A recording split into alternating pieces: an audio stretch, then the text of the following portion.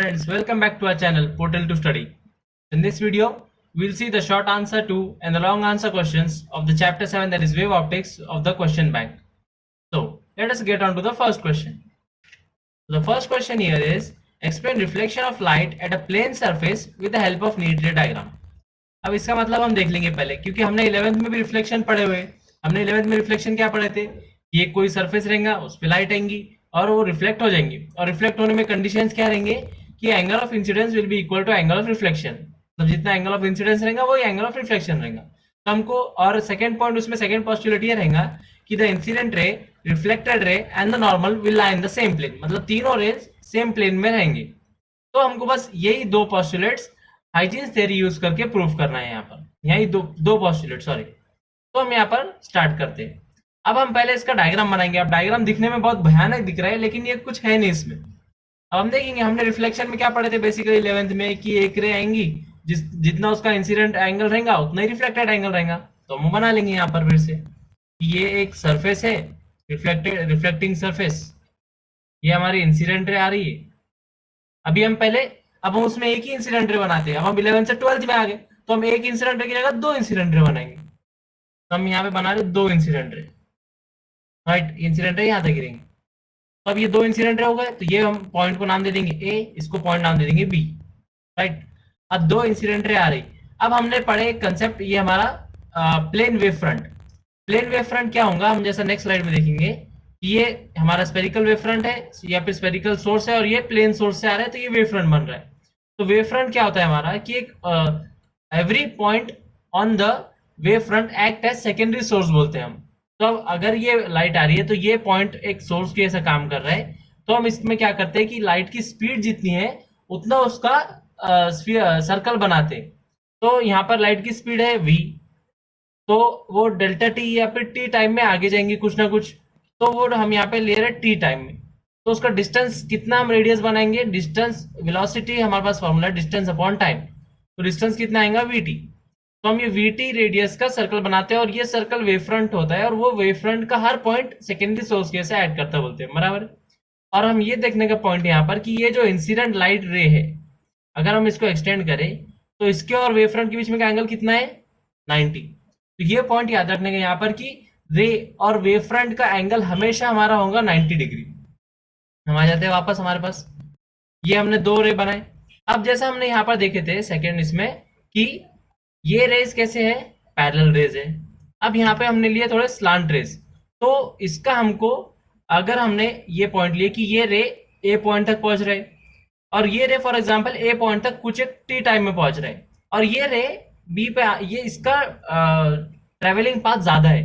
तो इस पे अगर हमने एक परपेंडिकुलर ड्रॉ करे ऐसे, इसका मतलब ये हो जाएगा कि ये रे यहाँ तक आने तक और ये लाइट रे यहाँ पर आने में सेम टाइम में पहुंच रहा है ये पॉइंट पे, और यहाँ से यहाँ तक आने को इसको कुछ एक्स्ट्रा टाइम लग रहा है। तो ये जो हमने बनाया परपेंडिकुलर, इसको हम बोल सकते हैं कि इंसिडेंट रे का बनाया हमने, इंसिडेंट रे यूज करके। तो हम बोलेंगे इसको इंसिडेंट वेव फ्रंट, क्योंकि हमने देखा है कि इंसिडेंट रे परपेंडिकुलर किससे होता है, वेव फ्रंट से। तो वो हो गया हमारा इंसिडेंट वेव फ्रंट। अब हमारा ये इंसिडेंट वेव फ्रंट हो गया। अब इसके बाद ये लाइट रे यहाँ तक कुछ एक डिस्टेंस ट्रेवल कर रही है। अब ये लाइट रे यहाँ तक आ गई, तो वो तो इसके लिए रुकेंगे नहीं कि नहीं नहीं यहाँ तुम पहले ये कर लो जब तक मैं यहाँ पर रुकता हूँ। तो वो बोलेंगे नहीं, वो कुछ ना कुछ, और यहाँ से ये, अब ये पॉइंट पे ये लाइट रे है, तो वो यहाँ तक डिस्टेंस ट्रेवल कर रही है। तो वो कितना डिस्टेंस रहेगा, फिर से same, velocity is equal to distance upon time. तो वो डिस्टेंस कितना रहेगा, वेलोसिटी इनटू टाइम। तो ये डिस्टेंस हो जाएगा हमारा वीटी, राइट। अब ये हम बोल रहे थे, हमने जैसा सेकेंड स्लाइड में देखे कि every point on the wavefront act as secondary source. तो यहाँ से जब लाइट रिफ्लेक्ट होंगी तो ये भी एक सेकेंडरी सोर्स के ऐसा काम करेंगी। अब ये जब सेकेंडरी सोर्स के ऐसा काम करेंगी, तो हम इसका भी रेडियस बनाएंगे वैसे फिर से। अब उसका रेडियस भी कितना रहेगा, वीटी। अब उसका हम रेडियस पूरा वीटी के इतना बना सकते हैं ऐसे, लेकिन हमको इतना कॉमन सेंस से मालूम है कि लाइट जो यहाँ पर आएंगी तो वो ऐसे रिफ्लेक्ट होंगी, इधर जाएंगी कहीं, तो हम उसका कर्व बनाएंगे इधर कहीं। तो इतना ही, क्योंकि हमारा काम का इतना ही है, हम एक्स्ट्रा काम नहीं करेंगे हम। अब उसके बाद ये जो लाइट रे आ रही है, तो ये भी एक सेकेंडरी सोर्स कैसा काम कर रही है पॉइंट पे। अब उसका भी हम फिर वेव फ्रंट बना लेंगे, तो उसका वेव फ्रंट भी सेम डिस्टेंस पे वीटी, तो वो ऐसा बनेगा कुछ। अब हम क्या करेंगे, ये इन दोनों का कॉमन टेंजेंट पॉइंट ज्वाइन कर लेंगे ऐसे। इन दोनों का हमने कॉमन टेंजेंट पॉइंट ज्वाइन कर लिया ऐसे। अब ये जो कॉमन टेंजेंट पॉइंट हो गया, ये हमारा किसके वजह से हुआ, कि रिफ्लेक्शन जो हो रहा है उसकी वजह से। तो अब हम पहले इसको रिफ्लेक्टेड रे बना लेंगे, तो यहाँ से रिफ्लेक्टेड रे ऐसा हो जाएगा, यहाँ से रिफ्लेक्टेड रे ऐसा हो जाएगा। सॉरी, ये रिफ्लेक्टेड रे थोड़ा टेढ़ा हो गया, तो हम इसका रिफ्लेक्टेड रे बना लेंगे। यहाँ से इसका रिफ्लेक्टेड रे हो गया ऐसा कुछ, राइट। अब ये हमारा क्या हो जाएगा फिर, रिफ्लेक्टेड रेस की वजह से ये वेव फ्रंट बना है हमने दोनों से, तो ये हो जाएगा रिफ्लेक्टेड वेव फ्रंट। और हमको मालूम है वेव फ्रंट जो है तो वो क्या रहता है, परपेंडिकुलर रहता है उसके रेस से, तो ये भी परपेंडिकुलर हो गया। अब ये डायग्राम बस कुछ एक प्रोपोर्शनेट नहीं बना, इसलिए हम ये डायग्राम की बजाय ये डायग्राम कंसिडर करेंगे। नाम कुछ भी दे सकते हैं, नाम में क्या रखा है, तो इसलिए हम ये डायग्राम की बजाय अब इसमें बात करेंगे, या फिर इसमें भी कर सकते, कोई प्रॉब्लम नहीं, देख लेंगे हम। तो अब हम क्या करेंगे, बस हमारे काम का इतना पोर्शन है बस, तो हम वो पोर्शन को कंसिडर करेंगे। तो ये पोर्शन कैसे है हमारा, फॉर एग्जांपल इधर हम बना लेंगे, ये एक सरफेस है हमारा। उसके बाद अब मैं पूरा नहीं बना रहा हूँ, जितना अपना काम है भी उतना ही बना रहा हूँ। ये हो गया इधर, ये ऐसे हो गया इधर, उसके बाद ये ऐसे हो गया इधर, और ये ऐसे हो गया इधर। अरे ये क्यों चला गया भाई, ये हो गया इधर, राइट। अब ये एंगल है 90 डिग्री, ये भी एंगल है 90 डिग्री। ये नाम है ए, ये नाम है बी, इसको कुछ नाम दे देंगे सी, इसको कुछ नाम दे देंगे डी, राइट। अब ये हो गया हमारा ऐसे यहाँ पर। अब हम देखेंगे कि ये हमारा जो हम रिफ्लेक्शन का नॉर्मली डायग्राम बनाते थे वो ऐसे सरफेस होता था, ये लाइट आ रही है जा रही है, और ये बीच में नॉर्मल, और ये एंगल ऑफ इंसिडेंस, ये एंगल ऑफ रिफ्लेक्शन, राइट। ये तो सबको मालूम है। तो अब यहाँ पर भी वैसे ही करेंगे, ये इंसिडेंट लाइट ऐसे आ रही थी तो ये नॉर्मल होगा हमारा, ये एंगल ऑफ इंसिडेंस होगा, ये एंगल ऑफ रिफ्लेक्शन होगा, राइट। अब जो ये हमारा ये एंगल होगा, कौन सा, ये और ये वाला के बीच में, तो ये भी एंगल 90 डिग्री है, राइट। क्योंकि ये जो इंसिडेंट रे आ रही है और रिफ्लेक्टेड रे आ रही है, तो ये दोनों हमने ये भी एक जो हमारी लाइन और ये लाइन के बीच में का एंगल है वो भी 90 है। तो अगर ये एंगल आई है तो ये एंगल कितना हो जाएगा, ये एंगल हो जाएगा हमारा 90 माइनस आई। अगर ये एंगल, अब ये नॉर्मल है और ये है, तो इसके बीच में का भी एंगल कितना है 90। अब हम बोल रहे कि इधर एक एंगल है वो है 90 माइनस आई, तो ये एंगल कितना होगा, ये एंगल हो जाएगा आई, तो हमारा ये एंगल हो गया आई। अब सिमिलरली अगर हम यहाँ भी वैसे किए तो ये रिफ्लेक्टेड रहे, यहाँ पे हमने अगर नॉर्मल बनाए तो ये एंगल कितना है आर, ये एंगल कितना हो जाएगा, ये दोनों परपेंडिकुलर है तो वैसे ये एंगल कितना हो जाएगा 90 माइनस आर। फिर से ये एंगल कितना हो जाएगा, अगर हमने ऐसे ही सेम किए तो ये भी एंगल हो जाएगा आर, राइट। अब ये एंगल दो हमने निकाल ली। अब हमको देखना है ये दो triangles, triangle A C B and triangle A D B, triangle A C B and triangle A D B, right. अब इसमें हम क्या देखेंगे, अब इसमें हम लगाएंगे हमारा 10th का कॉन्सेप्ट जो हमने पढ़े थे, कॉन्ग्रुएंस ऑफ ट्राइंगल्स, कि दो ट्राइंगल कॉन्ग्रुएंट कब होते हैं और कॉन्ग्रुएंट हुए तो उनकी क्या प्रॉपर्टीज होती है। तो ये दो ट्राइंगल्स में हम देखेंगे कि ये स्पेशल केस है कि दोनों राइट एंगल ट्राइंगल्स है, तो इसका एक एंगल तो ये हो गया सेम। अब उसके बाद ये जो डिस्टेंस था हमारा ये पॉइंट से लेके यहां तक, वो कितना था VT, तो मतलब ये point C to point B ये कितना डिस्टेंस था VT, और ये point A to this point जो हमने नाम दिया सी, ये भी कितना डिस्टेंस था, ये हमने sorry point A two point D, ये जो हमने वेव फ्रंट बनाए थे ऐसे, तो ये भी कितना डिस्टेंस से बनाए थे VT। तो point distance from B to C is equal to distance from A to D, right. अब ये एक साइड हो गई, ये एंगल सेम हो गया, तो हम यहां से बोलेंगे, और यहाँ पर इसकी जो ये ए बी साइड है ये दोनों ट्राइंगल में कॉमन है, तो ये बोल देंगे हम A B is equal to A B. तो ये साइड एंगल साइड से, या फिर एक राइट एंगल का एक स्पेशल थ्योरम होता है, वो थ्योरम से हम बोल सकते हैं कि ये दोनों ट्राइंगल कॉन्ग्रुएंट है। अगर ये दोनों ट्राइंगल कॉन्ग्रुएंट है तो इनका जो थर्ड साइड या थर्ड एंगल रहेगा वो भी सेम रहेगा। अब वो एंगल कौन सा है, ये एंगल आई है और ये एंगल आर है, राइट। तो अब ये angle I is equal to angle R रहेगा, ये हो गया हमारा angle I is equal to angle R. ये हमारा ट्राइंगल की कॉन्ग्रुएंस प्रॉपर्टी से हमने प्रूव की, और हमको ये प्रूव करना था कि angle of incidence is equal to angle of reflection. अब इसका सेकंड पॉइंट जो हमको प्रूव करना है वो हम बस डायरेक्टली लिख देंगे कि हम फ्रॉम द गिवन फिगर और from the diagram we can see that the incident ray, the reflected ray and the normal are lying in the same plane. इसको हमको प्रूव करने की जरूरत नहीं है। तो यहाँ पर ये क्वेश्चन खत्म होता है। तो हम आगे नेक्स्ट क्वेश्चन पे चलते हैं। The next question is describe Young's double slit experiment with a neat diagram showing points of maximum and minimum intensity। मतलब हमको सिर्फ यंग्स डबल स्लिट एक्सपेरिमेंट है, उसको बस डिस्क्राइब करना है कि उसमें क्या है, कैसा है, और उसका डायग्राम में मिनिमम इंटेंसिटी मैक्सिमम इंटेंसिटी बताना है हमको। तो हम बोलेंगे यंग्स डबल स्लिट एक्सपेरिमेंट में क्या होता है कि एक पहले हमारे पास सोर्स होता है यहाँ पर, वो सोर्स पे हम एक लेंस लगा देते हैं। लेंस क्यों लगाते हैं? क्योंकि हमको यहाँ पे यूनिफॉर्म डिस्ट्रीब्यूशन चाहिए लाइट का। वैसे स्पेरिकल भी यूनिफॉर्म ही होता है, लेकिन और अच्छा पैटर्न बनने के लिए हम यहाँ पर ये लेंस यूज कर लेते हैं। अब यहाँ पर हमारे पास दो स्लिट है, तो वो दो स्लिट कैसे काम करेंगे? फिर से इसका ऐसा वेव फ्रंट बनेगा, वेव फ्रंट। अब इसका जब यहाँ पे वेव फ्रंट रहेगा तो इसका हर पॉइंट एक सेकेंडरी सोर्स के ऐसे काम करेंगे। अब ये स्लिट में एक सेकेंडरी सोर्स के ऐसे काम कर रहे हैं, तो इसका ऐसे ही हमने यहाँ पे वेव फ्रंट्स बनाए। ये क्रेस्ट है, ये ट्रफ है, dotted line is trough and this line is crest. अब ये दोनों का बनाया और ये वेव पैटर्न वेव फ्रंट बनाए। अब इसमें जो ये मिडल पॉइंट रहेगा तो वो मैक्सिमम, ये जो हमने ब्लू पॉइंट्स बनाए यहाँ पर, ये मैक्सिमम के लिए बनाए, जहाँ पे क्रेस्ट क्रेस्ट से ओवरलैप हो रहा है, ट्रफ ट्रफ से ओवरलैप हो रहा है। और ये जो रेड पॉइंट्स है, इसमें एक वेव का क्रेस्ट और दूसरे वेव का ट्रफ ओवरलैप हो रहा है, तो इसलिए वहां पे डिस्ट्रक्टिव इंटरफेरेंस पैटर्न हो रहा है, और इसलिए वहां पे डार्क बैंड या मिनिमम इंटेंसिटी पॉइंट बन रहा है, बैंड बन रहा है। तो ये हमने बता दिया यहाँ पर, और यहाँ पर इतना ही बताना था। तो ये क्वेश्चन हो गया। तो हम यहाँ पे आगे मूव करते हैं नेक्स्ट क्वेश्चन की तरफ। The next question is explain experimental setup for Fraunhofer diffraction with NEET diagram. अब यहाँ पर शॉर्ट आंसर में बस एक्सपेरिमेंटल सेटअप बताना है, और लॉन्ग आंसर में सेम क्वेश्चन का पूरा डेरिवेशन भी करना है आगे, कि सिंगल स्लिट से फ्रॉनहोफर डिफ्रैक्शन में आगे आप डिराइव कीजिएगा फ्रिंज विड्थ क्या होता है वगैरह वगैरह। तो हम यहाँ पर फ्रॉनहोफर डिफ्रैक्शन में देखते हैं फ्रॉनहोफर डिफ्रैक्शन में एक्सपेरिमेंटल सेटअप कैसे है। तो हम बोलेंगे कि एक सोर्स है मोनोक्रोमैटिक लाइट का, फिर हमने यहाँ पर लेंस लगा दिया, क्यों? सेम रीजन पिछला। अब उसके बाद हमने यहाँ क्या किए, यहाँ पर एक ये स्लिट है ए बी। अभी आपको दिख रहा होगा कि ये बहुत बड़ा डिस्टेंस है, लेकिन ये स्लिट है, ये आपको सिर्फ समझाने के लिए मैग्नीफाई करके इमेज बताई हुई है। तो ये स्लिट है ए बी। अब जब ये प्लेन वेव फ्रंट आएगा ए बी पे, तो हमको ये मालूम है कि every point on that wavefront will act as secondary source. तो ये पूरे पॉइंट्स पे से बहुत सारे वेव फ्रंट्स निकलेंगे, स्पेरिकल वेव फ्रंट्स। तो हम लेकिन यहाँ पर सिर्फ दो कंसिडर कर रहे हैं, हमारा यहाँ पे कंसेप्ट समझने के लिए और समझाने के लिए। तो हम एक कर रहे हैं कि ये एक लाइन स्ट्रेट आ रही है और एक लाइन कुछ एंगल थीटा से आ रही है, राइट।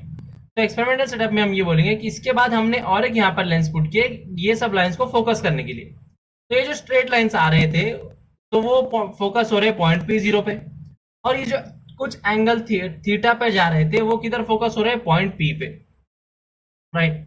अब ये डायग्राम किस लिए? ये डायग्राम ये बताने के लिए बस कि ये जो लेंस काम कर रहा है वो ये हमारा, अगर लेंस नहीं है जो हमारा सनरेज आ रही है, तो क्योंकि सन और अर्थ के बीच, ये सन तो हमारा स्फेरिकल सोर्स है, मतलब वो स्फेरिकल वेव फ्रंट प्रोड्यूस करेगा, लेकिन क्योंकि सन और अर्थ का डिस्टेंस बहुत ज्यादा है तो वो आते आते हमारे पास as a plane wave front बन जाएंगे हमको, और हमको सनराइज हमारे अर्थ पे जो आते हैं हम बोलते हैं वो प्लेन वेव फ्रंट की फॉर्म में आ रहे हैं।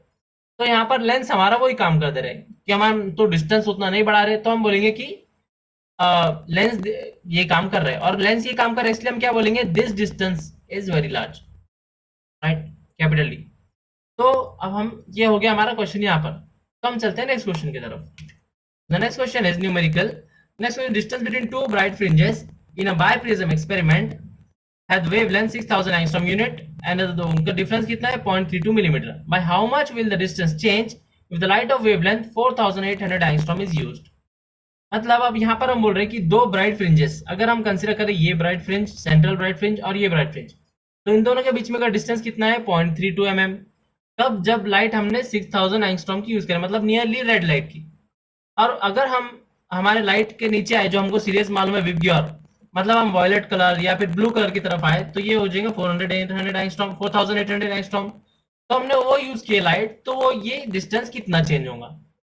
तो हम पहले गिवन डेटा लिख लेंगे, जो हमारे पास गिवन डेटा है। गिवन डेटा हमारे पास वेवलेंथ और ये डिस्टेंस, तो हमने distance y is equal to 0.32 mm, इसको हमने मीटर में कन्वर्ट कर ली। अब हमारे पास ये हमको निकालना है चेंज कितना होगा। चेंज मतलब पहले हमको सेकेंड का ये निकालना पड़ेगा, फ्रिंज डिस्टेंस कितना है, फिर दोनों का डिफरेंस लेंगे तो हमारे पास चेंज आ जाएगा। तो हमको वो चेंज के लिए हमारे पास एक टर्म तो है, तो दूसरा टर्म पहले हमको निकालना पड़ेगा।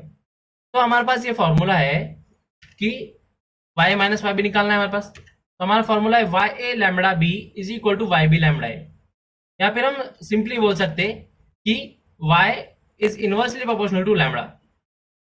तो हम यहाँ पर हमारे पास बाकी की वैल्यूज तो है, तो हम y भी निकाल लेंगे। तो हम जब y भी निकालेंगे तो y भी की न्यूमेरिकल वैल्यू आएंगी 2.56 इंटू 10⁻⁴ मीटर, राइट। मतलब इसका फ्रिंज विड्थ कम हो गया अभी वेवलेंथ बढ़ाने से। वेवलेंथ जब कम हुई तो इसका भी फ्रिंज विड्थ पहले कितना था, पहले था 3.2, अब हो गया उसका 2.56, मतलब वेवलेंथ के साथ उसका फ्रिंज विड्थ कम हो गया। अब हमको बस डिफरेंस निकालना है, तो हम निकालेंगे वाई ए माइनस वाई बी, इसका हम डिफरेंस निकालेंगे तो हमारा आंसर आ जाएगा 0.064 mm। So the next question is, a parallel beam of green light of wavelength 546 nanometer passes through a slit. The intensity pattern of the transmitted light is seen on a screen which is 40 centimeter away. What is the distance between the two first order minima? मतलब जो first order minima होता है वो दोनों के बीच में का distance कितना है, और इसको हम ये भी बोल सकते हैं कि हमारा ब्राइट बैंड का जो मिडिल ब्राइट बैंड है उसका थिकनेस कितना है, ये भी बोल सकते हैं हम। क्योंकि अगर हमने याद है कि जैसा ग्रीन लाइट है ये, तो ये फर्स्ट ऑर्डर मिनिमा इसका इधर है लेफ्ट में, और इसका फर्स्ट ऑर्डर मिनिमा राइट में इतना है। तो ये डिस्टेंस निकालना है। ये डिस्टेंस क्या है हमारा, ग्रीन लाइट जो मिडल में है उसका मिडल ब्राइट बैंड का थिकनेस, या फिर मिडल ब्राइट बैंड कितना डिस्टेंस का है, ये भी बोल सकते हैं हम। तो इसमें हम यहाँ पर पहले गिवन डेटा लिख लेंगे as it is. Given data wavelength है दिया हुआ हमको, डिस्टेंस दिया हुआ है दो स्लिट के बीच में का, और सोर्स है ना स्क्रीन, ये दो डिस्टेंस दिया हुआ है हमको। अब हमारे पास फर्स्ट ऑर्डर मिनिमा, इसका फॉर्मूला फ्रिंज विड्थ, ये हमारा फ्रिंज विड्थ हो गया मिडल ब्राइट बैंड का।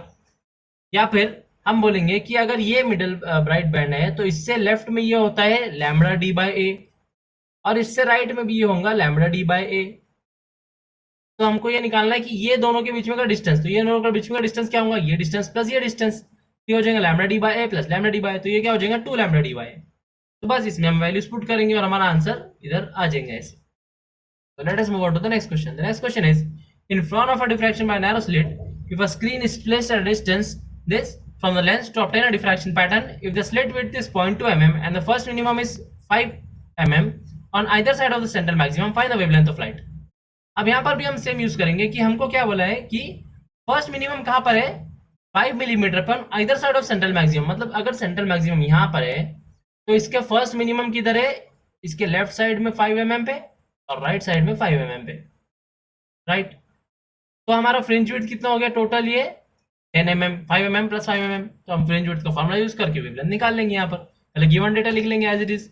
हमने गिवन डेटा लिख लिया, हमको मालूम है फर्स्ट मिनिमम या फर्स्ट डिस्ट्रक्टिव इंटरफेरेंस का कितना है 5 mm, और हमको वेवलेंथ निकालना है, राइट। तो हम पहले उसका फ्रिंज विड्थ निकाल लेंगे। फ्रिंज विड्थ जैसे हमने देखे कितना हो गया है 10 मिलीमीटर। अगर इसको कन्वर्ट किए मीटर में तो ये हो जाएगा 10 × 10⁻³ मीटर, राइट।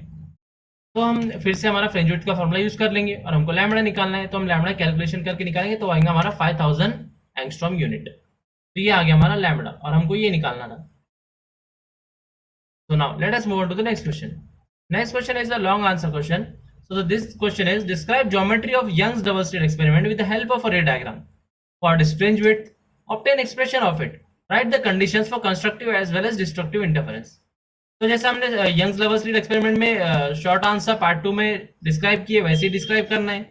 उसके बाद हमको बताना है यहाँ पे कि फ्रिंज विड्थ क्या है। तो हम बोलेंगे फ्रिंज विड्थ क्या है, fringe width is the distance between the two adjacent bright bands or two adjacent dark bands। मतलब दो adjacent bright band मतलब आसपास के bright band के बीच में का डिस्टेंस, या फिर दो आसपास के bright dark band के बीच में का डिस्टेंस, इसको हम बोलते हैं फ्रिंज विड्थ। अब उसका हमको निकालना है एक्सप्रेशन। तो हम देखेंगे एक्सप्रेशन कैसा निकालना है उसका। तो अगर हमने ये डायग्राम, ये तो इंटरफेरेंस बताने के लिए इसको हमने ये फॉर्म में कन्वर्ट की कि ये दो स्लिट है, ये उनका मिड पॉइंट है O, और ये हम पहले दो रेज बनाएंगे ऐसे कि ये S2O है और ये S22O है। तो ये दोनों पॉइंट का पार्ट डिफरेंस कितना है 0, क्योंकि ये दोनों का डिस्टेंस सेम है ये पॉइंट तक, क्योंकि मिडल पॉइंट है। तो ये दोनों का डिस्टेंस सेम है इसलिए ये point path difference 0, path difference 0 है तो ये पॉइंट कैसा होगा ब्राइट पॉइंट, राइट। अब हम देखेंगे कि अगर हमने ये एक पॉइंट लिए P, तो ये ब्राइट कब होगा और डार्क कब होगा। तो हम बोलेंगे कि ये डिस्टेंस D है, ये कैपिटल डिस्टेंस D है सोर्स और स्क्रीन में। क्या हम ये डिस्टेंस कंसीडर कर रहे हैं from point P two point O, ये y डिस्टेंस है। अब ये टोटल डिस्टेंस D है तो ये हाफ डिस्टेंस कितना हो जाएगा D/2, ये भी D/2, यहाँ पर भी सेम हो जाएगा D/2 और यहाँ पे हो जाएगा D/2। अब ये हमारा S1 से P जो रह जा रहा है और S2 से P जो रह जा रहा है, तो ये दोनों का कुछ ना कुछ पार्ट डिफरेंस होगा। तो हम पार्ट डिफरेंस कैसे निकालते हैं, हम यहाँ से एक परपेंडिकुलर ड्रॉ करते हैं। परपेंडिकुलर ड्रॉ किया तो ये 90 डिग्री हो गया। अब यहां से अगर हम देखें ये डिस्टेंस कैंसिल करके, तो ये S1 टू P और ये पॉइंट से P, ये दोनों का डिस्टेंस सेम है, तो यहाँ पे तो पार्ट डिफरेंस 0 है। तो मतलब पार्ट डिफरेंस कितना हो गया, S2 टू दिस पॉइंट, ये पॉइंट का पार्ट डिफरेंस है S1P और S2P में, राइट। अब हम क्या करेंगे, यहां से ये लाइंस ड्रॉ कर लेंगे ऐसे। अब हम क्या करेंगे, दो ट्राइंगल्स कंसीडर करेंगे, S1 P और S2 P। अब ये दोनों में हमको बस पाइथागोरस थ्योरम यूज करना है, क्योंकि हमको आगे ये डेरिवेशन करना है, इसका फ्रिंज विड्थ निकालना है, इसलिए हम ये यूज कर रहे हैं। अब यहाँ क्या हो जाएगा, ये 90 डिग्री है, तो ये क्या हो जाएगा, S1P square is equal to S1S square plus S1 P square, right. अब इसमें भी सेम S2 P, तो इसमें हो जाएगा S2P square that is hypotenuse square is equal to S2 square plus S2 P square. अब जो फर्स्ट फॉर्मूला है हमारा, उसमें हमारा है S1 P स्क्वायर। तो S1 P डिस्टेंस कितना है, ये डिस्टेंस y है, और उसमें से ये डिस्टेंस अगर d/2 कम कर दिए तो हमारा P S1 या S1 P डिस्टेंस मिल जाएगा। तो S1 P डिस्टेंस कितना मिल गया हमको, y माइनस d/2, तो उसका हमको स्क्वायर करना है। सिमिलरली हमारा S2 P कितना हो जाएगा, y में क्या ज्यादा है, d/2 ज्यादा है, तो वो हो जाएगा हमारा y प्लस d/2। हम देखते हैं आगे करेंगे सॉल्व उसको ऐसे ही। उससे पहले हम ये कंसेप्ट देख लेते हैं कि हमारा कंस्ट्रक्टिव इंटरफेरेंस और डिस्ट्रक्टिव इंटरफेरेंस हमारा पार्ट डिफरेंस और फेज डिफरेंस पे कैसे डिपेंड करता है। तो हम यहाँ पर देखेंगे, ये बहुत इंपॉर्टेंट कंसेप्ट है और ये आपको आगे भी हर जगह पे काम आएगा कंसेप्ट। ये हर कंसेप्ट समझने के लिए आपको इंटरफेरेंस का बेसिक कंसेप्ट समझना जरूरी है कि वो पार्ट डिफरेंस और फेज डिफरेंस से कैसा डिफर हो रहा है। तो हम जब यहाँ पर देखेंगे कि ये दो पॉइंट एक ही पॉइंट से स्टार्ट हो रहे हैं, ये दो वेव्स एक ही पॉइंट से स्टार्ट हो रहे हैं। अब ये मैंने इसमें थोड़ा सा डिफरेंस इसलिए बताया क्योंकि अगर पूरा ओवरलैप हो गया तो आपको दिखेगा ही नहीं। तो ये पॉइंट यहाँ से स्टार्ट हो रहा है, दोनों पॉइंट एक ही जगह से स्टार्ट हो रहे हैं, मतलब उनका पार्ट डिफरेंस कितना है, 0। और क्रश क्रश से ओवरलैप हो रहा है, ट्रफ से, तो ये क्या हो जाएगा हमारा ब्राइट बैंड या कंस्ट्रक्टिव इंटरफेरेंस हो जाएगा यहाँ पर। तो अब इनका यहाँ पे फेज डिफरेंस कितना है, फेज डिफरेंस भी है 0, क्योंकि उनका क्रश क्रश से ओवरलैप कर रहा है, दोनों ट्रफ से भी ओवरलैप कर रहे हैं। तो यहाँ पार्ट डिफरेंस भी 0 है, फेज डिफरेंस भी 0 है। अब ये सेकेंड वेव अगर हम लेंगे तो ये ब्लू एक वेव है और पिंक वेव है, इसमें भी सेम हो रहा है, लेकिन यहाँ डिफरेंस क्या है कि ये ब्लू वेव ये पॉइंट से स्टार्ट हो रही है और पिंक वेव ये पॉइंट से स्टार्ट हो रही है। तो अगर ये डिस्टेंस कितना है हमारे पास, लैम्बडा, राइट। तो अब ये टोटल कितना हो जाएगा, ये लैम्बडा और ये लैम्बडा टोटल हो जाएगा 2 लैम्बडा। तो मतलब ये 2 लैम्बडा रे ट्रेवल करने के बाद ये पिंक रे यहाँ से स्टार्ट हो रही, तो इन दोनों का पार्ट डिफरेंस कितना है, 2 लैम्बडा, राइट। और यहाँ पर हमारा कंस्ट्रक्टिव इंटरफेरेंस होगा। अब हम देखते हैं डिस्ट्रक्टिव इंटरफेरेंस का। डिस्ट्रक्टिव इंटरफेरेंस का हमको मालूम है कि एक का क्रस्ट और दूसरे का ट्रफ कोइंसाइड हो रहा है, राइट। अब यहाँ पर ये भी डिफरेंस है कि ये कब हो रहा है, जब दोनों वेव्स एक साथ स्टार्ट नहीं हो रहे, तो उनके बीच में का डिफरेंस कितना है, ये पूरा अगर लैम्बडा है तो ये आधा है उसका, तो ये कितना हो जाएगा, λ/2। तो अगर पार्ट डिफरेंस λ/2 है, या फिर अगर पार्ट डिफरेंस λ/2 का मल्टीपल रहा, ऑड मल्टीपल कि 1 λ/2, 3 λ/2, 5 λ/2, तो हमारा बनेगा डिस्ट्रक्टिव इंटरफेरेंस। और अगर वो इंटीग्रल मल्टीपल ऑफ लैम्बडा है, या फिर हम बोलेंगे λ/2 का इवन मल्टीपल है, जैसे 1 लैम्बडा, 2 लैम्बडा, 3 लैम्बडा, 4 लैम्बडा, तो हमारा बनेगा कंस्ट्रक्टिव इंटरफेरेंस, राइट। अब हम वापस आ जाते हैं हमारे यंग्स डबल स्लिट एक्सपेरिमेंट पे। तो हम देख रहे थे दो ट्राइंगल का हमने हाइपोटेनियस का वो ये पाइथागोरस थ्योरम यूज किए थे, तो हम दोनों उसका डिफरेंस ले लेंगे। तो ये क्या हो जाएगा हमारा डिफरेंस, ये हमने किए थे। अब इसको हमको बस a प्लस बी स्क्वायर से ओपन करना है, तो ये क्या हो जाएगा, Y square plus 2 into Y into d/2, तो 2 कैंसिल हो गया, बचा Y D plus D square by 4। अब ये हो जाएगा माइनस, ये भी एज इट इज, इसमें D square as it is रहेगा, डी स्क्वायर प्लस ये हो जाएगा डी स्क्वायर प्लस, अब यहाँ पे वाई माइनस डी स्क्वायर, ये क्या हो जाएगा, Y square minus Y D plus D square by 4। ये हो गया। अब डी स्क्वायर कैंसिल हो गया, माइनस अंदर मल्टीप्लाई हो जाएंगे, तो minus Y square plus Y square भी कैंसिल हो गया। अब ये प्लस वाई डी है, यहाँ पर minus into minus plus Y D हो जाएगा, plus D square by 4 minus D square by 4 भी कैंसिल हो गया। क्या बचा यहाँ पे, Y D plus Y D, तो ये हो जाएगा हमारा 2 डी, राइट। अब S2P square minus S1P square, ये है हमारा for example a square minus B square. तो इसको हम कैसे लिख सकते हैं, a minus B into A plus B, right. ये हमारा बेसिक फॉर्मूला है। तो हम इसको लिखेंगे S2P minus S1P into S2P plus S1P। तो हम बस इसको क्या कर लेंगे, S2P माइनस S1P को इधर रखेंगे और S2P प्लस S1P को नीचे भिजा देंगे इधर, तो ये ऐसा आ गया हमारा।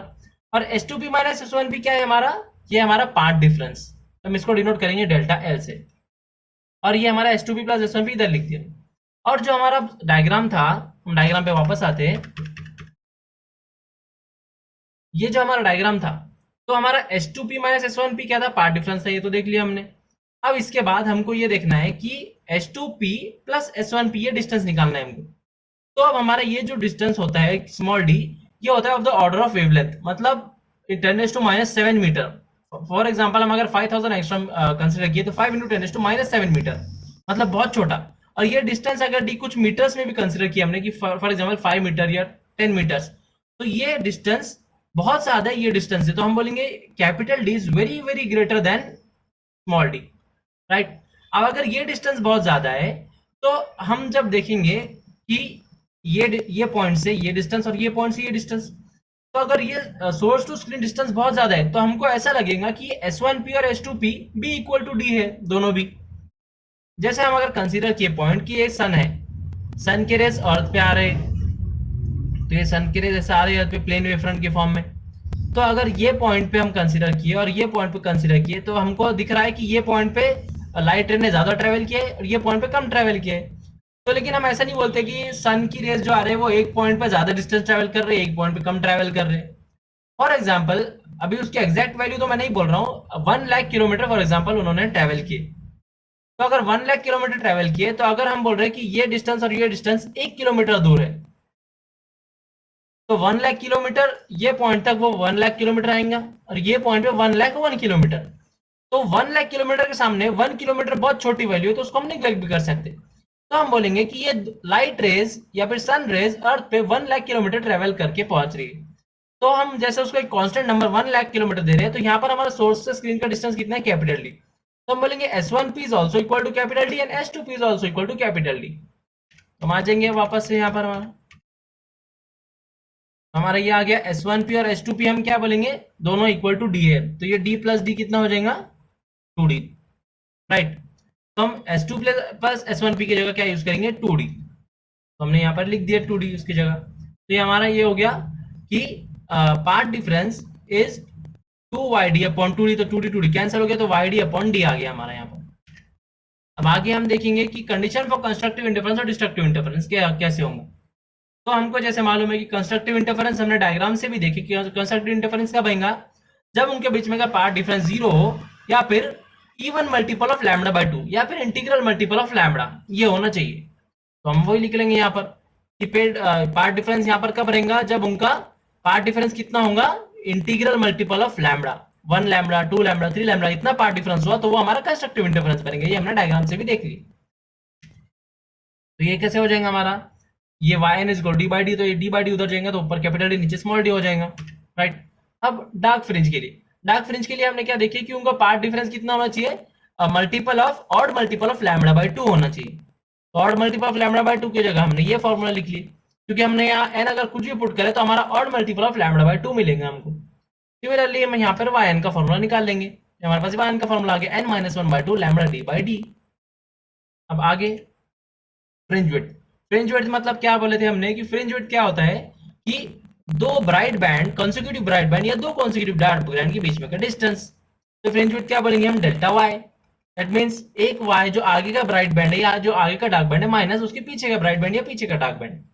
तो हमने यहाँ पर देखिए कि ब्राइट बैंड का क्या फॉर्मूला है, N lambda D by D.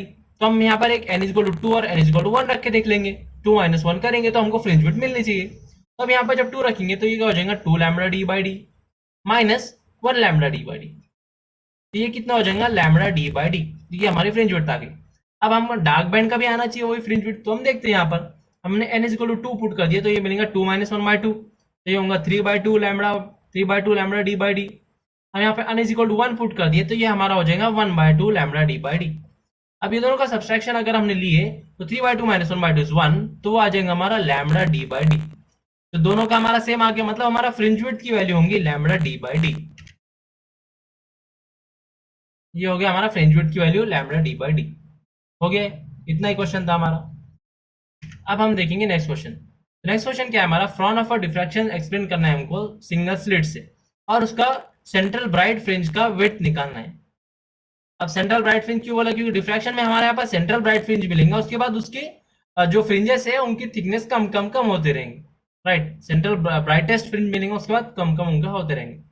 अब ये हमने जैसे फ्रॉनहोफर डिफ्रैक्शन को पहले एक्सप्लेन किए कि उसमें क्या है, पहले सोर्स है वो आ रहा है, वो स्लिट एक है हमारा ए थिकनेस का। उसके बाद हमने यहाँ पर लेंस रखे। अब यहाँ पर ये स्लिट है A B distance, A B distance कितना बोल रहे हैं हम, ए है। उसके बाद हमने यहाँ पर लेंस रखे तो ये ऐसा फोकस होंगे, हमने बोल दी। अब हम एक्सप्लेन करेंगे कि आगे सेंट्रल ब्राइट फ्रिंज कैसे बनेगा। तो सेंट्रल ब्राइट फ्रिंज कैसे बनेगा, हम यहाँ पे कंसिडर करेंगे, यहाँ पर ये जो स्लिट है ए बी, यहाँ पे हर पॉइंट ऐड करेंगे सेकेंडरी सोर्स की तरह, लेकिन हम यहाँ पर दो ही लाइटों को कंसिडर कर रहे हैं। तो ये एक जो स्ट्रेट जा रही है और एक जो है थीटा एंगल से जा रही है, राइट। अब हम क्या बोलेंगे कि ये जो स्ट्रेट रेज आ रही है तो वो सबका पार्ट डिफरेंस जीरो है। तो वो सबका पार्ट डिफरेंस जीरो कैसे है, अब यहाँ पर एक हर वेव ट्रैवल करेंगी सेकेंडरी, यहाँ पे हर पॉइंट ये वेव फ्रंट ऐसा रहेगा, यहाँ पर आएंगे तो ये हर पॉइंट ऐड करेगा सेकेंडरी सोर्स के जैसा, राइट। अब वो जब सेकेंडरी सोर्स के ऐसा ऐड करेगा तो यहाँ से भी हमारा ऐसा ये एक लाइन आएगा, वो भी ऐसे जाएगा, यहाँ से भी एक आएगा, वो भी ऐसे जाएगा। तो हमारा ये जो लाइन है, ये लाइन जब P0 तक जा रहा है और ये लाइन मतलब एंड्स के लाइन, तो ये दोनों का पार्ट डिफरेंस जीरो। फिर ये जो सेकंड लाइन आ रहा है उसका भी पार्ट डिफरेंस जीरो, फिर जो थर्ड लाइन आ रहा है उसका भी पार्ट डिफरेंस जीरो। तो ऐसे ये बहुत सारे वेव्स बन के, ये ऐसे यहाँ पर बहुत सारे लाइंस बनेंगे हमको, लेकिन वो बनाने की जरूरत नहीं है, सिर्फ समझने के लिए बता रहा हूँ मैं। तो बहुत सारे लाइंस बनेंगे तो सब कंस्ट्रक्टिव इंटरफेरेंस पैटर्न होगा और हमारा P0 मिलेगा ब्राइट बैंड, राइट। अब हमारा जो हम ये पॉइंट कंसिडर कर रहे हैं कि ये कुछ एंगल से पॉइंट पी पे बन रहा है, तो ये ब्राइट कब होगा और डार्क कब होगा। तो हम ये देखेंगे कि अगर पॉइंट ए और पॉइंट बी, अब हम पहले ये पॉइंट देख लेते हैं कि ये जो डिस्टेंस ये लाइट रेज जा रही है तो इनका पार्ट डिफरेंस कितना होगा। हम यहाँ से एक परपेंडिकुलर ड्रॉ करते हैं और ये हम बोलते हैं कि ये जो डिस्टेंस है ओके ये हो रहा है पार्ट डिफरेंस, राइट। ये तो हमको मालूम है, तो ये पार्ट डिफरेंस हो गया। तो ये पार्ट डिफरेंस पे डिपेंड करता है, जैसे हमने देखी कि कंस्ट्रक्टिव इंटरफेरेंस होगा या डिस्ट्रक्टिव इंटरफेरेंस होगा। तो अब हम बोलेंगे कि ये पॉइंट ए और पॉइंट बी, ये दोनों का पार्ट डिफरेंस अगर लैम्बडा है तो वो हमारा ये पॉइंट बनेगा डार्क पॉइंट। अब बोलेंगे अरे हमने तो पहले देखे कि अगर दोनों के बीच में का पार्ट डिफरेंस लैम्बडा है तो वो ब्राइट बैंड बनता है, तो यहाँ पर डार्क बैंड क्यों बन रहा है। तो यहाँ पर डार्क बैंड इसलिए बन रहा है क्योंकि अगर ये दो पॉइंट के बीच में का पार्ट डिफरेंस लैम्बडा है तो ये उसका आधा डिस्टेंस अगर हम लिए ए हो तो उसमें का पार्ट डिफरेंस कितना रहेगा, लैम्बडा बाय 2। मतलब ये जो रे जा रही है और ये जो रे जा रही है, मतलब ये दोनों का रेस का पार्ट डिफरेंस कितना होगा, लैम्बडा बाय 2। और लैम्बडा बाय 2 पे क्या बनेगा हमारा, डार्क बैंड। अब अगर हम ये पॉइंट और ये पॉइंट कंसीडर किए तो ये भी लैम्बडा बाय 2 का पार्ट डिफरेंस होगा। तो लैम्बडा बाय 2 का पार्ट डिफरेंस हमको मालूम है, उसका क्या बनेगा, तो डिस्ट्रक्टिव इंटरफेरेंस या फिर हमारा डार्क बैंड बनेगा या फिर लोएस्ट इंटेंसिटी पॉइंट बनेगा। अब हम ये पॉइंट कंसीडर किए जी और एच, तो ये पॉइंट का भी ये इक्वल डिस्टेंस है, ये जैसा एओ डिस्टेंस था तो ये भी एओ डिस्टेंस है, तो ये भी दोनों के बीच में का पार्ट डिफरेंस कितना होगा, फिर से लैम्बडा बाय 2। अब लैम्बडा बाय 2 का हमको पता है क्या बनेगा, बनेगा डार्क बैंड। तो इसलिए हम बोल रहे हैं कि हम ये नहीं बोल रहे कि दो वेव्स के बीच में का पार्ट डिफरेंस लैम्बडा होना चाहिए डार्क बैंड के लिए, वो तो लैम्बडा बाय 2 ही रहेगा, क्योंकि हमने जैसा डायग्राम से भी देखे कि लैम्बडा बाय 2 डिफरेंस ही होना चाहिए अगर डिस्ट्रक्टिव इंटरफेरेंस होना है। तो हम बोल रहे हैं कि पॉइंट ए और पॉइंट बी के बीच में का डिफरेंस होना चाहिए लैम्बडा। अब वो हम कैसे निकालेंगे कि पार्ट डिफरेंस, ये पार्ट डिफरेंस क्या होता है हमारा, ये होता है B2C पॉइंट, बराबर है। अब B2C कैसे निकालेंगे, हमारे पास ये एंगल है थीटा। अब अगर हमने साइन थीटा कंसिडर किया तो साइन थीटा क्या आएगा, BC अपॉन AC, राइट। तो ये क्या हो जाएगा हमारा sine theta is equal to BC upon AB, right. तो हमारा AB क्या है, वैल्यू क्या है उसकी A, तो हमारा हो जाएगा BC is equal to A sine theta, right. या फिर हम बोलेंगे path difference is equal to A sine theta, right. तो पार्ट डिफरेंस हम बोले कितना होना चाहिए, लैम्बडा होना चाहिए, A साइन थीटा, राइट। तो अगर ऐसा रहा तो हमको मिलेगा डार्क बैंड। अब इसका अपोजिट देखते हैं हम, अपोजिट मतलब ब्राइट बैंड कब मिलेंगे। तो अगर हम इसका डिस्टेंस देखते हैं लैम्बडा बाय 2, राइट। अगर पॉइंट ए और पॉइंट बी के बीच में का डिस्टेंस है लैम्बडा बाय 2 तो क्या होगा, अगर इसके बीच में का डिस्टेंस लैम्बडा बाय 2, या फिर हम बोलेंगे कि इसमें लैम्बडा बाय 2 सॉरी, हाँ अब यहाँ पर डिफ्रैक्शन में ये होता है कि अगर स्लिट ये है तो हम बोल रहे हैं कि ये एक पॉइंट तो ब्राइटेस्ट पॉइंट होगा, लेकिन ये रेज जो हमारा डिफ्रैक्शन कहाँ होता है, डिफ्रैक्शन कहाँ होता है, जहाँ पे ऑब्स्टेकल है वहां से रे बेंड होती है। तो हमारा ऑब्स्टेकल यहाँ पे आ रहा है पॉइंट ए पे और पॉइंट बी पे, उसके बीच में तो कुछ ऑब्स्टेकल है नहीं, तो ये जो लाइट रेज है ये ऐसे स्ट्रेट भी आएंगे, तो हमारा ये जो रीजन है, तो ये पूरा रीजन हमारा ब्राइट रीजन रहेगा, इसलिए हमारे पास सेंट्रल मैक्सिमम मिलता है हमको, क्योंकि ये ब्राइट रीजन है हमारा। अब ये ब्राइट रीजन है, तो हमारे पास यहां से हम जब ऊपर जाएंगे, λ/2 डिस्टेंस यहां पर आएगा, अगर ये ए है तो ये a/2 डिस्टेंस यहां पर आएगा, राइट, और यहां पर ये ए डिस्टेंस आ जाएगा, ठीक है। तो यहाँ पर हमारा λ/2 तो इसमें ही आ गया अंदर, या फिर a/2 तो इसमें आ गया अंदर, तो इसलिए हम कहां से शुरू करेंगे, 3λ/2 से या फिर 3a/2 से। तो हम बोलेंगे अब पार्ट डिफरेंस कितना होना चाहिए, इसका पार्ट डिफरेंस होना चाहिए, अभी हमारा पार्ट डिफरेंस कितना था लैम्बडा, तो अब या फिर a sine theta is equal to path difference कितना था हमारा, ए साइन थीटा, राइट। अब हमारा होना चाहिए पार्ट डिफरेंस 3/2 ए साइन थीटा, तो हमारा कौन सा बनेगा, ब्राइट बैंड बनेगा। अब ये हम कैसे बोल रहे हैं कि अब ये हमारा a/2, तो हम इसको क्या कर लेंगे, a/3 कर लेंगे, क्योंकि हम उसको 3 पार्ट्स में डिवाइड कर रहे हैं, ये a/3, ये a/3 और ये a/3, 3 पार्ट्स में डिवाइड कर लिए। अब हम इसका अगर ये पॉइंट कंसीडर किए तो ये क्या हो जाएगा, a/3 2a/3, राइट। अब हम बोलेंगे कि ये पॉइंट और ये पॉइंट से जो वेव आ रही है उनका बीच में का डिफरेंस कितना है, तो उनके बीच में का डिफरेंस होगा हमारा उनके बीच में का डिफरेंस होगा पार्ट डिफरेंस लैम्बडा। अब हमको मालूम है कि पार्ट डिफरेंस लैम्बडा है, तो हमने देख लिया कौन सा पॉइंट बनेगा, डार्क बैंड बनेगा। तो अगर ये इक्वल डिस्टेंस पे है, ये हमारा a/3 यहाँ तक है, तो हमारा ये पॉइंट और ये पॉइंट के बीच में का डिस्टेंस कितना है, इक्वल है, और इसके फॉर एग्जांपल हमने ले लिया x, तो ये डिस्टेंस कितना हो जाएगा, x/2। अब जैसे ये सेम केस हो गया, अब देखिए हमने कि ये अगर केस है तो इसका हर पॉइंट का जो वेव बन रही है उनके बीच में का पार्ट डिफरेंस होगा लैम्बडा या फिर a, या फिर हम बोलेंगे यहाँ पर ये केस में x।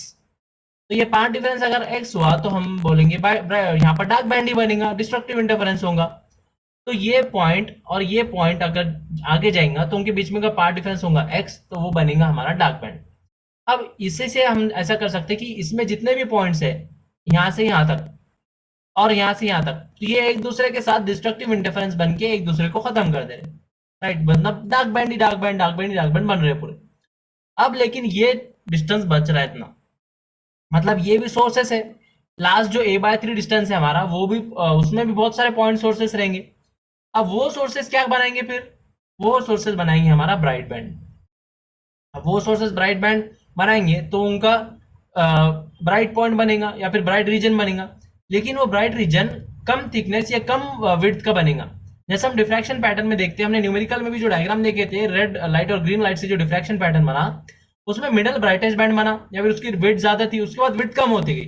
तो विड्थ कम क्यों हुई, क्योंकि यहाँ पे हमारे नंबर ऑफ लाइंस जो है वो इतने कम हो गए, इतने नंबर ऑफ लाइंस की वजह से हमारा जो बना डार्क बैंड बना, और ये इतने रीजन के नंबर ऑफ लाइंस की वजह से हमारा ब्राइट बैंड बना। तो जब कम नंबर ऑफ लाइंस की वजह से ब्राइट बैंड बन रहा है तो वो कम विड्थ का बनेगा या फिर कम इंटेंसिटी का बनेगा, तो इसलिए हम बोलेंगे कि यहाँ पर ब्राइट बैंड बनेगा। अब सिमिलरली हमने ये जो देखे कि अगर डिस्टेंस a रहा तो हमारा, या फिर path difference a sine theta रहा, तो हमारा कौन सा बन रहा है, ब्राइट बैंड। तो अगर उसका मल्टीपल 2a भी रहा तो भी ब्राइट बैंड बनेगा, 3a भी रहा तो भी ब्राइट बैंड बनेगा, और यहाँ पर भी इसके भी आगे मल्टीपल्स लिया, अगर हमने 5/2 7/2, तो वो फिर से ये हमारा डार्क बैंड बन रहा था, ये हमारा ब्राइट बैंड बनेगा, राइट। तो हम बोलेंगे a साइन थीटा अगर plus minus n plus half lambda रहा तो हमारा क्या बनेगा, ब्राइट बैंड बनेगा। और पार्ट डिफरेंस हमारा, अगर ये तो कंडीशन है हमारी कि d is very very greater than a, तो हमने कंडीशन लिख लिया। अब हमारा यहाँ पर हम बोलेंगे कि sine theta is nearly equal to tan theta. अब ये कैसे, क्योंकि हम जब हमारा डिफ्रैक्शन पैटर्न देखेंगे तो डिफ्रैक्शन पैटर्न जो हमारा मिलेगा, यहाँ पे एक ब्राइटेस्ट पॉइंट मिलेगा, फिर यहाँ पे डार्क बैंड, फिर bright band, dark band, bright band, ऐसे मिलते रहेंगे हमको। लेकिन हमारे डायग्राम में जब देखें तो ये ब्राइट बैंड, अगर ये पॉइंट हमने ब्राइट कंसिडर किया और ये फर्स्ट मिनिमा है, तो इधर भी फर्स्ट मिनिमा आएगा कुछ, तो एक पॉइंट पी पे, तो P2 बोल देंगे हम इसको, P1 बोल देंगे। तो ये जो थिकनेस होंगी, तो ये फर्स्ट, ये हमारा सेंट्रल ब्राइट बैंड रहेगा, और सेंट्रल ब्राइट बैंड हम देखिए वो खुद बहुत छोटा होता है, तो ये एंगल कितना रहेगा, बहुत छोटा रहेगा एंगल ये, राइट। तो अब ये एंगल बहुत छोटा है, तो अगर एंगल बहुत छोटा है तो हम बोल सकते हैं साइन थीटा कंपैरेटिवली इक्वल रहेगा tan थीटा की, और वो कंपैरेटिवली इक्वल रहेगा थीटा की सिर्फ, तो वो हम बोलेंगे ये थीटा है। अब tan थीटा अगर हमने यहाँ निकाला तो tan थीटा क्या आएगा, P1 P0 upon OP, right. तो ये P1 P0 कितना है, ये P1 P0 हमारा y है, y क्या है हमारा फ्रिंज विड्थ का, या फिर इसका विड्थ कितना है वो, तो हम बोलेंगे वो y है, हम कंसिडर करेंगे y है। और ये डिस्टेंस कितना है, कैपिटल D, तो ये हमने लिख लिया y d/d। तो हमारे पास थीटा का फॉर्मूला आ गया y/d। अब हम एन डार्क बैंड या एन डिस्ट्रक्टिव इंटरफेरेंस का पैटर्न देखेंगे, तो हमने बोले कि वो कितना होना चाहिए पार्ट डिफरेंस उसका, एन लैम्बडा, राइट। तो हमारा a sin theta is equal to N lambda होना चाहिए था, तो साइन थीटा क्या आएगा हमारा एन लैम्बडा बाय ए, और साइन थीटा इक्वल टू क्या है theta, theta is equal to N lambda by a आया, और ये हमारा y/d यहाँ से आया। तो ये क्या हो जाएगा, कैपिटल डी हो जाएगा, तो ये हो जाएगा हमारा कि डार्क बैंड का हमको अगर चाहिए तो वो हमारा हो जाएगा एन लैम्बडा d/d, और ये हो जाएगा हमारा लैम्बडा d/d हमको मालूम है कि वो फ्रिंज विड्थ है, ये हो जाएगा एन ओमेगा या एन डब्ल्यू, जो भी हम इसको डिनोट करेंगे। अब सिमिलरली हम ब्राइट बैंड के लिए देख लेंगे, तो ब्राइट बैंड का हमने देखे जैसा पहला आता है वो 3/2 पे, दूसरा आएगा 5/2 पे, तो यहाँ पर n plus half lambda by a. Similarly इसका भी ऐसे ही किए, तो ये क्या हो जाएगा आगे y nth bright band n plus half lambda d/d, या फिर लैम्बडा d/d क्या है हमारा फ्रिंज विड्थ, तो ये हमने इसके जगह लिख लिए। ये हम अब हमको width of central bright fringe चाहिए। Width of central bright fringe हमने न्यूमेरिकल पे भी जैसा किए, जैसा हमने कैसे किए थे कि दोनों का जो फर्स्ट मिनिमा है, तो फर्स्ट मिनिमा को डिफरेंस ले लिया हमने, तो वो सेंट्रल ब्राइट से ऊपर और सेंट्रल ब्राइट से नीचे, ये दोनों फर्स्ट मिनिमा हमने डिस्टेंस लिए, वो दोनों को ऐड कर दिया, तो हमको मिलेगा width of central bright fringe. तो हम यहाँ पर भी वैसे ही करेंगे, सेंट्रल ब्राइट फ्रिंज का विड्थ कितना रहेगा 2y1d, जैसे हमने न्यूमेरिकल में भी किए, तो ये रहेगा 2 लैम्बडा d बाय ए, राइट। ये हमारा खत्म होता है यहाँ पर ये क्वेश्चन। अब the last question is what is interference, explain constructive and destructive interference with the help of diagram, what are coherent sources of light. अब इंटरफेरेंस क्या है, हम बोलेंगे जब भी दो वेव्स कोइंसाइड होते हैं तो उनके इंटेंसिटी में कुछ डिफरेंस आता है, वो दो रे जब ओवरलैप होते हैं दो वेव्स, तो उनके बीच में का इंटेंसिटी का कुछ डिफरेंस आता है, तो हम उसको ही बोलते हैं इंटरफेरेंस।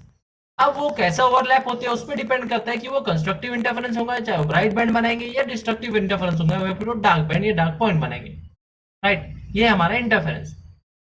हमने इसका डेफिनेशन देखी, तो इसका डेफिनेशन क्या रहेगा, interference of light is defined as modification in the intensity of light तब produced by the superposition of two or more light waves, मतलब दो वेव्स जब ओवरलैप होंगे उनकी इंटेंसिटी का जो मॉडिफिकेशन होता है वो कम ज्यादा होते हैं, उसको बोलते हैं हम इंटरफेरेंस। जैसे हम यहाँ पर डायग्राम में देखेंगे कि ये दो सोर्सेस है, राइट। अब दो सोर्सेस के वेव फ्रंट्स बनाए हमने, या फिर हम बोलेंगे इसका वेव बनाया हमने, तो हम वेव कैसे बनाते हैं, ये क्रेस्ट रफ क्रेस्ट रफ। अब यहाँ पे हमको ओवरलैपिंग बताना है, तो हमने कैसे बताया कि ये क्रेस्ट है, मतलब ये लाइन क्रेस्ट है, और ये जो डॉटेड लाइन है वो ट्रफ है, हमने ऐसा बताया यहाँ पर। तो ये क्रेस्ट ट्रफ है, तो ये दोनों का जब ओवरलैप होंगे तो कैसे ओवरलैप होंगे उस पर डिपेंड करेगा। अब यहाँ पर ये जो है डॉटेड लाइन है, तो ये सेकेंड वेव सेकेंड सोर्स की डॉटेड लाइन है, ये फर्स्ट सोर्स की हमारा जो लाइन है नॉर्मल लाइन उससे ओवरलैप हो रहा है, तो मतलब ये हमारा ये सोर्स के क्रेस्ट और ये सोर्स का ट्रफ ओवरलैप हो रहा है, तो हमारा कौन सा बैंड बनेगा या कौन सा इंटरफेरेंस होगा, डिस्ट्रक्टिव इंटरफेरेंस। तो हमने यहाँ पर ब्लू पॉइंट से, और ये पॉइंट है, ब्लू पॉइंट से पूरा कंस्ट्रक्टिव इंटरफेरेंस बताया और रेड पॉइंट से डिस्ट्रक्टिव इंटरफेरेंस बताया, जैसा आप डायग्राम में देख सकते हैं। जैसा ये है कि ये सेकेंड सोर्स का ये है ट्रफ और फर्स्ट सोर्स का क्रेस्ट, तो ये क्रेस्ट और ट्रफ कोइंसाइड होंगे तो कौन सा इंटरफेरेंस होगा, डिस्ट्रक्टिव इंटरफेरेंस। तो ये हमारा रेड पॉइंट। अब ये दोनों का क्रेस्ट क्रेस्ट इंटरफेरेंस हो रहा है, तो ये कौन सा हो गया, कंस्ट्रक्टिव इंटरफेरेंस। अब ये दोनों का ट्रफ ट्रफ कोइंसाइड हो रहा है, तो ये हमारा कौन सा हो गया, कंस्ट्रक्टिव इंटरफेरेंस। तो अब हमको एक्सप्लेन करना है कंस्ट्रक्टिव और डिस्ट्रक्टिव इंटरफेरेंस क्या है। तो हम बोलेंगे कंस्ट्रक्टिव इंटरफेरेंस कब होगा, जब दोनों वेव का क्रेस्ट या दोनों वेव का ट्रफ ओवरलैप या कोइंसाइड होंगे, तो हमारा जब कंस्ट्रक्टिव इंटरफेरेंस बनेगा। और डिस्ट्रक्टिव इंटरफेरेंस कब बनेगा, जब एक सोर्स का या एक वेव का क्रेस्ट और दूसरे वेव का ट्रफ, या फर्स्ट वेव का ट्रफ और दूसरे वेव का क्रेस्ट, ये जब कोइंसाइड होगा तो हमारा डिस्ट्रक्टिव इंटरफेरेंस बनेगा। अब उसके बाद का पॉइंट है कि what are coherent sources of light. Coherent sources क्या है, तो हम बोलेंगे कोहेरेंट सोर्सेस ऐसे सोर्सेस है जिनका फ्रीक्वेंसी कांस्टेंट है दोनों का, मतलब कांस्टेंट मतलब सेम, कि अगर एक फ्रीक्वेंसी जो फॉर एग्जांपल x है तो दूसरे सोर्स का भी फ्रीक्वेंसी x ही होना चाहिए। क्यों, अगर फ्रीक्वेंसी अलग रही तो मतलब उनका कलर अलग होगा, कलर अलग हुआ तो हमारा इंटरफेरेंस पैटर्न हमको क्लियर नहीं मिलेगा। ये हो गया फर्स्ट पॉइंट। अब उसके बाद उनका पार्ट डिफरेंस कुछ सेम या फिर कांस्टेंट होना चाहिए कुछ, क्योंकि हमने देखिए पार्ट डिफरेंस भी बहुत बड़ा रोल प्ले करता है किसमें, इंटरफेरेंस पैटर्न फॉर्म करने में। तो हम बोलेंगे कि the sources of light emitting light waves of equal frequency and which are always in the same phase or with constant phase difference are known as coherent sources. तो यह हमारा खत्म होता है वेव ऑप्टिक्स चैप्टर। ये आपको 7 marks के लिए विद ऑप्शंस और विदाउट ऑप्शंस 5 मार्क्स के लिए। तो अगर आपको वीडियो अच्छा लगा होगा तो आप लाइक कीजिए, सब्सक्राइब कीजिए, आपके दोस्तों में भी शेयर कीजिए, और नेक्स्ट वीडियो तक थैंक्स फॉर वॉचिंग।